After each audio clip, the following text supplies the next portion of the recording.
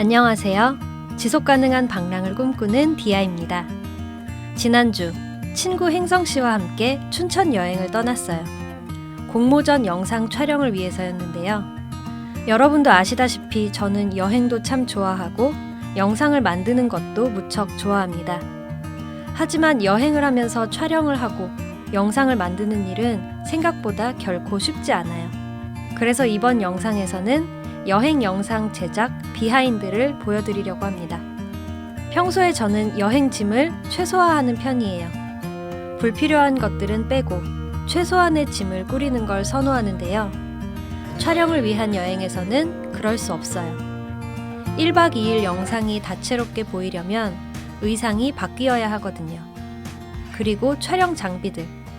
어떤 상황에 어떤 장비가 필요할지 모르니 하나씩 둘씩 여행 가방 안으로 기어 들어와요. 그러니 제 어깨는 점점 무거워지고 여행지에 도착하자마자 지쳐버려요. 여행의 커다란 즐거움 중 하나는 맛있는 음식을 먹는 일이죠. 카메라가 앞에 있다면 그 맛있음, 행복함을 겉으로 표현해야 합니다. 맛있게 먹는 척하기. 하지만 카메라가 꺼지고 나면 표정을 지을 에너지가 사라집니다. 이날의 막국수는 정말 맛있었어요. 다만 그걸 표정으로 표현할 힘이 딸렸을 뿐이에요. 행성씨와 저는 밥 먹을 때 말이 없는 편입니다. 말 없이 밥만 먹어도 편한 사이. 진정한 친구예요. 무거운 짐을 들고 여행을 할 수 없으니 일단 숙소로 갑니다. 숙소에 도착해도 침대에 풀썩 누워버리는 것은 금물. 언제 어디에 쓰일지 모르니 숙소 스케치 촬영부터 해야 돼요. 방에 들어와서 한참을 촬영하고 나서야 침대에 누울 수 있어요. 하지만 이때도 주의할 점이 있죠. 눕는 순간 역시 카메라에 담아야 한다는 거예요. 이쯤 되면 더욱 격렬하고 적극적으로 아무것도 하고 싶지 않지만 촬영을 하러 멀리 나왔으니 기운을 차려서 나가야죠. 이날의 메인 촬영은 카누를 타고 호수의 석양을 담는 것. 행성씨는 카누를 타는 게 처음이라 잔뜩 겁에 질렸어요. 하지만 촬영을 위해서라면 무서움도, 육체 노동도 감수해야죠. 카누는 오로지 사람이 젓는 노의 힘으로만 나아가기 때문에 앞으로 가려면 열심히 노를 저어야 돼요. 이때부터 행성씨의 순환이 시작되었습니다. 물은 무섭지. 손은 2개뿐인데 노도 젓고 촬영도 해야지. 그래서 저희는 업무를 분담했어요. 앞자리에 앉은 행성씨는 촬영에 조금 더 집중하고 뒷자리에 앉은 저는 노젓기에 조금 더 집중하기로. 그래서 제 카메라에는 이때의 사진과 영상이 거의 없습니다. 그나마 직원분이 멋진 사진과 영상을 남겨주셔서 참 다행이었어요. 호수 위의 사진, 정말 평화로워 보이죠? 하지만 저희는 저 위에서 조용한 사투를 벌이고 있었어요. 호수에 떠있는 백조 2마리라고 하기엔 우아함이 모자란 것 같네요. 카누 촬영이 끝났지만 저희의 하루는 끝나지 않았어요. 닭갈비를 먹으러 가기 전 눈에 보이는 아무 카페에나 들어갔습니다. 이미 손 하나 까딱하고 싶지 않았지만 그래도 여러분께 비하인드를 보여드리려고 카메라를 켰어요. 이 와중에도 행성씨는 직업병을 버리지 못하고 화이트 밸런스 맞추라는 소리나 하고 있네요. 지금 힘든데 화이트 밸런스 잡으라고 하지마. 닭갈비를 먹으러 왔지만 목적을 잊어선 안 돼요. 이번 여행에선 촬영이 무조건 우선입니다.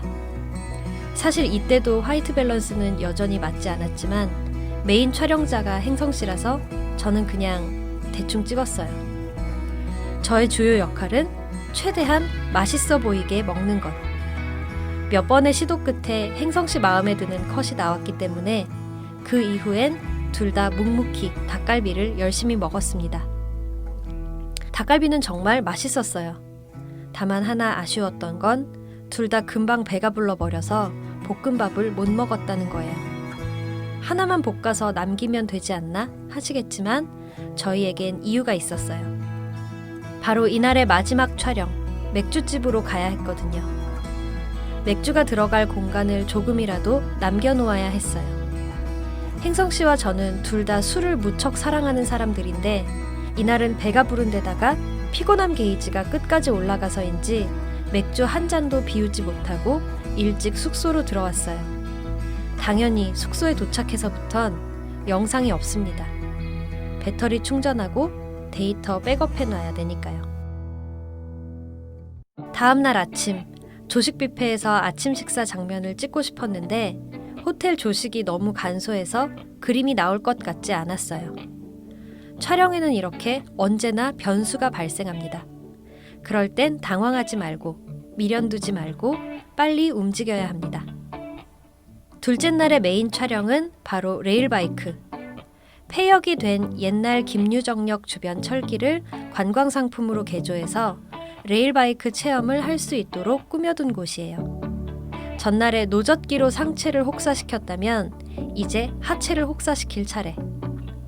그나마 다행인 건 오르막길이 거의 없었다는 점과 저희 앞 바이크에 어르신들이 타고 계셔서 속도가 빠르지 않았다는 거예요. 레일바이크를 타는 순간부터는 영상이 엄청 많습니다. 이유는 단순해요. 레일바이크를 탈 땐 손이 자유로웠기 때문이죠. 약 6km 정도를 자전거로 가고 나머지 2km는 낭만열차라는 이름의 관광열차를 탑니다. 강촌역에 도착하면 셔틀버스를 타고 다시 김유정역으로 오게 되죠. 6km, 길다면 긴 거리이겠지만 생각보다 지루하지 않아요. 눈앞에 펼쳐지는 풍경이 계속해서 바뀌고 터널이 나올 때마다 다른 테마로 꾸며진 공간이 우리를 기다리고 있거든요. 이게 바로 힘들어도 여행과 영상을 끊을 수 없는 이유예요. 흔히들 여행을 가서 사진과 영상을 찍다 보면 정작 그 관광지를 제대로 못 즐긴다고들 하잖아요. 하지만 저는 반대로 카메라가 없으면 제대로 못 즐기겠더라고요. 이 순간을 기억해야 한다는 강박 때문에요. 인간의 기억이란 너무도 불완전해서 어떤 형태로든 기록해두지 않으면 손에 움켜진 모래알처럼 금방 흩어져서 사라져버리고 말아요. 마르셀 프루스트의 잃어버린 시간을 찾아서에서 주인공은 마들렌 한 입을 먹고 기나긴 과거 회상을 시작하잖아요. 여행을 하면서 찍는 사진과 영상은 저에게 마들렌 같은 역할을 해줍니다. 물론 적당한 선은 필요합니다.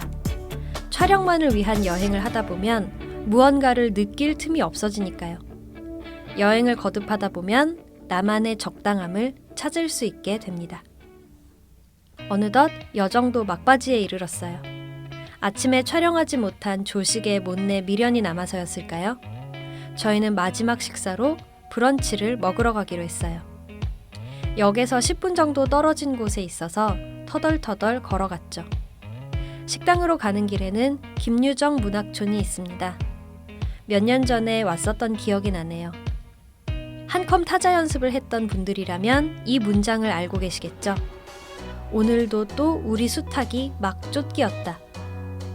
김유정 작가의 동백꽃 첫 문장입니다. 김유정 작가는 이 동네에서 태어나서 자랐다고 해요.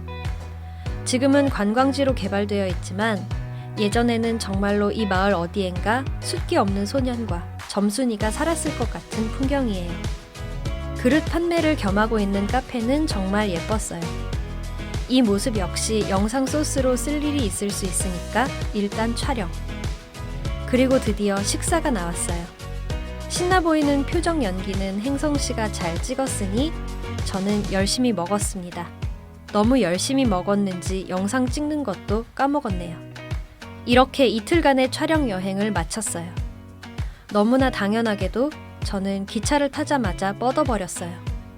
행성씨는 그 와중에도 저를 찍어주는 임무에 충실했네요. 아무리 촬영이 힘들어도 영상 결과물이 좋으면 모든 고생이 사르르 녹아내리는 기분. 이것 역시 영상 만드는 사람들의 특권이 아닐까 싶어요. 아무래도 이번 생은 이렇게 생긴 대로 살아야 하나 봐요.